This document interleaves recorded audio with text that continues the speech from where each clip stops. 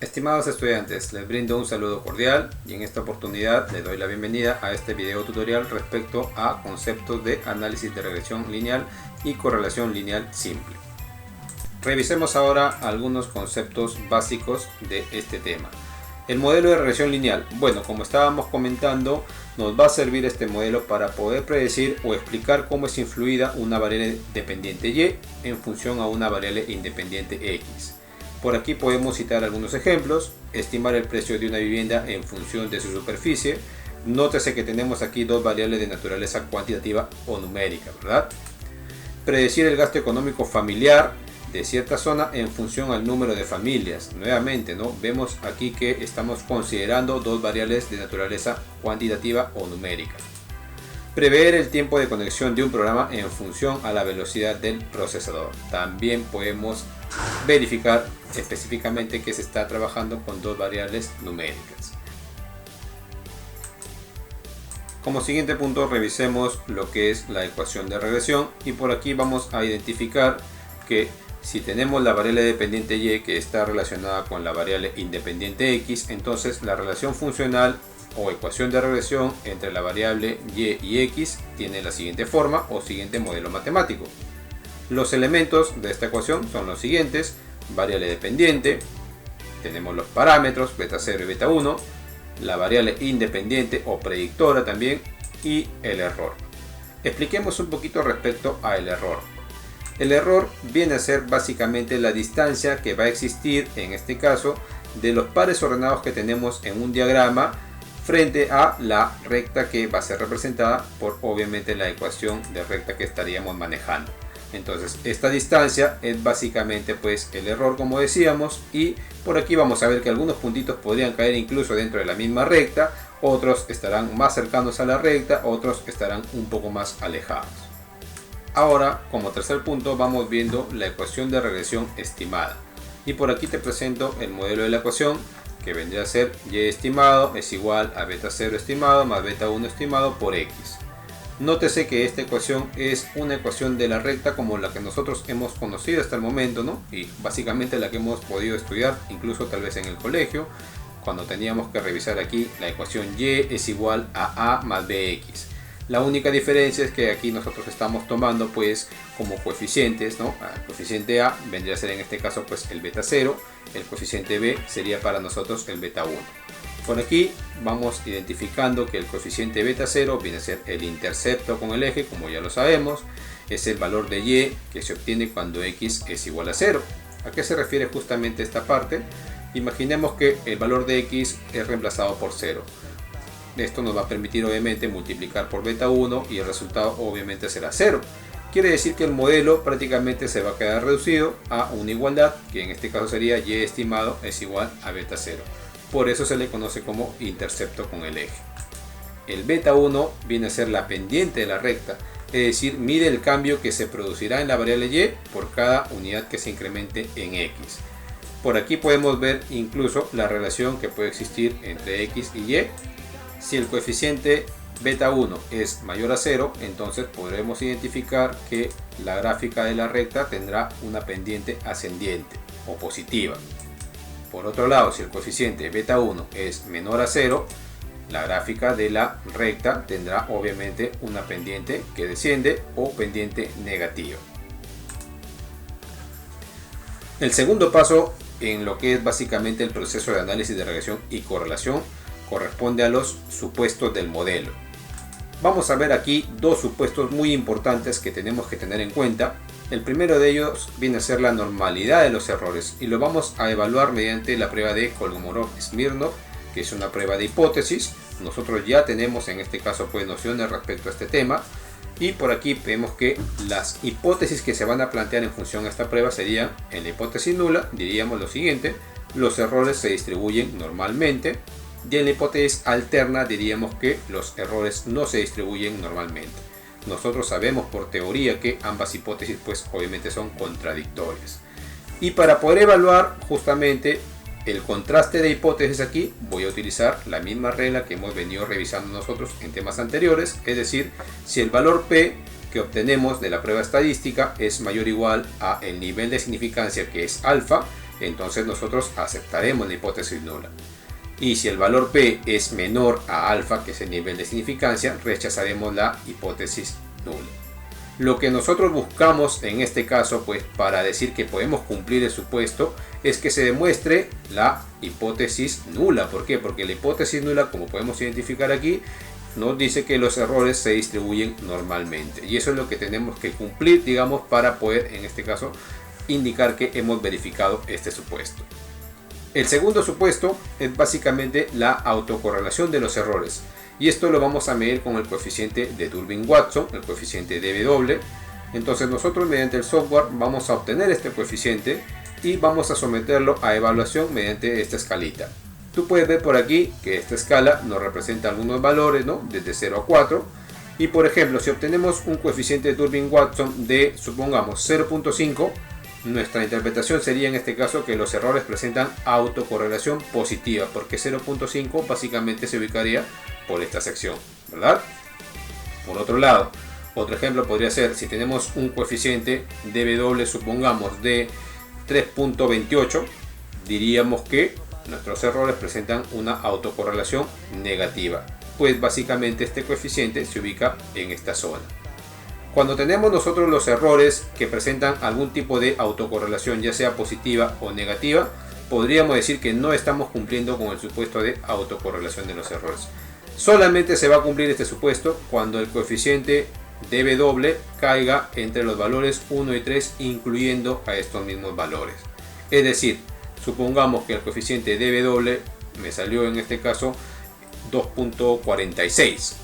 Evaluando la escala que tenemos, vemos claramente que este valor cae dentro del intervalo donde dice que no hay autocorrelación en los errores. Y es lo que buscamos nosotros cumplir para poder indicar que hemos verificado este supuesto.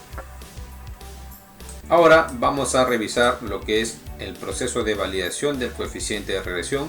Y este proceso se va a desarrollar mediante la evaluación del coeficiente beta 1, es decir, de la pendiente de la recta. Por aquí vamos a considerar las siguientes hipótesis.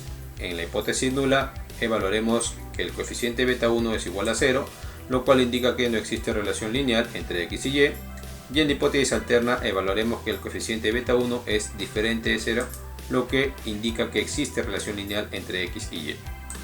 Obviamente lo que nosotros buscamos en esta contraste de hipótesis es básicamente que se demuestre la hipótesis alternativa. ¿Por qué pasaría si es que, por ejemplo, se demuestra o se acepta, la hipótesis nula? Si se acepta la hipótesis nula, es decir, si nosotros demostramos que beta 1 es igual a 0, quiere decir que en este caso, al multiplicar, como dijimos hace unos minutos, beta 1 por cualquier valor de x, siempre va a ser 0, ¿verdad? Y nuestro modelo prácticamente quedaría reducido a una, básicamente, equivalencia entre y y beta 0. Entonces, para que exista el modelo, para poder validar, nuevamente decimos, el coeficiente de regresión, tiene en este caso pues que ser diferente de 0. Por lo tanto, lo que nosotros buscamos en este contraste de hipótesis es que se demuestre la hipótesis alterna, donde decimos que el coeficiente de beta 1 es diferente de 0. Porque solamente con este coeficiente, siendo diferente de 0, podría existir en este caso nuestro modelo de ecuación de regresión. Ahora, para evaluar justamente este contraste de hipótesis, lo vamos a realizar mediante un análisis de varianza. Por aquí tenemos este cuadrito que me representa un análisis de varianza. Vemos que trabajamos con el estadístico F y básicamente esto lo trabajaríamos con un paquete estadístico o con un programa. Lógicamente que nosotros tenemos que haber evaluado ya la normalidad de los residuos o errores y la autocorrelación de los errores, que son básicamente los supuestos del modelo. Y finalmente, cuando ya tengamos los resultados de la prueba F, en este caso pues tenemos que evaluar justamente el valor P de esta prueba. En función a la regla que ya conocemos nosotros de prueba de hipótesis, si el valor P es mayor o igual al nivel de significancia, que usualmente es 5%, entonces diremos que aceptamos la hipótesis nula. Y si el valor P es menor a alfa, que en este caso pues sería 5%, lo que nosotros normalmente trabajamos, rechazamos la hipótesis nula. Entonces hay que tener en cuenta que, como decíamos, en la normalidad de los errores, que era el primer supuesto, básicamente lo que buscamos es que se acepte la hipótesis nula, ¿verdad? Porque la hipótesis nula nos decía que los errores se distribuyen de manera normal. Y en la validación del coeficiente de regresión, lo que se busca en este caso es básicamente que se acepte la hipótesis alternativa, porque sería la hipótesis que le da en este caso pues vida al modelo de regresión que nosotros trabajaríamos. Ahora vamos revisando lo que corresponde a el coeficiente de correlación, y como habíamos indicado al inicio, pues el coeficiente de correlación nos va a servir para poder determinar el nivel o el grado en que se relacionan justamente pues la variable X y Y, que son variables de naturaleza cuantitativa, ya lo hemos comentado, ¿verdad? Este coeficiente puede estar en un intervalo desde -1 hasta 1 positivo y se define matemáticamente de la siguiente forma. Y básicamente la fórmula nos indica que podríamos desarrollarlo incluso con la aplicación, en este caso de una calculadora, pero como nosotros sabemos trabajamos directamente con el software y es un poco más breve el procedimiento de la resolución. Ahora, con respecto a la interpretación de este coeficiente, mira, podemos guiarnos de esta escala, que básicamente pues tendríamos que identificar en dónde cae el valor de mi coeficiente para poder realizar la interpretación. Por ejemplo, si obtengo un coeficiente de correlación de 0.45, entonces yo tengo que identificar en esta escala que tengo aquí, primero que existe una relación directa o positiva entre ambas variables, porque obviamente es mayor a 0, y ubico ahora ese valor 0.45 en esta escala. Quiere decir que la relación presenta un nivel regular, ¿no? Para eso me sirve, como te comentaba, pues esta escalita para poder interpretar. Ahora, si por ejemplo tengo un coeficiente de correlación de -0.85, entonces voy primero a evaluar el signo y veo que es menor a 0, entonces estaremos en un caso de una relación inversa o negativa entre variables, ¿no? Ahora, ubicando el valor de -0.85 dentro de esta escala, podemos ver que existe una relación de nivel alto, ¿no?, entre las variables X y Y evaluadas. Entonces, vuelvo a repetir esta escalita, mira, te facilita mucho lo que es la interpretación del coeficiente de correlación, porque lo único que tienes que hacer aquí es simplemente ubicar en qué área, digamos en qué intervalo cae justamente tu coeficiente, y en función a ello puedes interpretar si es que es una relación directa o inversa, y también cuál es el nivel de esta relación. Como habíamos dicho, pues aquí tú puedes ver claramente que el coeficiente puede ir desde -1, que representa una correlación perfecta inversa, hasta el valor de 1 positivo, que representa una correlación perfecta directa. Bien. Finalmente ya vamos a revisar lo que corresponde al coeficiente de determinación. ¿Para qué me sirve el coeficiente de determinación? Bueno, el coeficiente de determinación se representa por R² y bueno, refleja la bondad de ajuste de un modelo o la variable que pretende explicar. ¿A qué se refiere esto, profesor? Bueno, básicamente lo que mide el coeficiente de determinación es cuánto está aportando tu variable X para generar la variable Y. Es importante saber que el resultado del coeficiente de determinación pues tiene que estar en el intervalo de 0 a 1, es decir, puede ser mayor o igual a 0 o menor o igual a 1, porque justamente su fórmula es simplemente elevar al cuadrado el coeficiente de correlación. De esa manera tan sencilla obtienes el coeficiente de determinación, porque en este caso pues se le conoce como R². Entonces nosotros por aquí vamos a verificar que también podemos obtener este coeficiente con el paquete estadístico, y también lo podemos hacer simplemente con un cálculo elevando al cuadrado el coeficiente de correlación.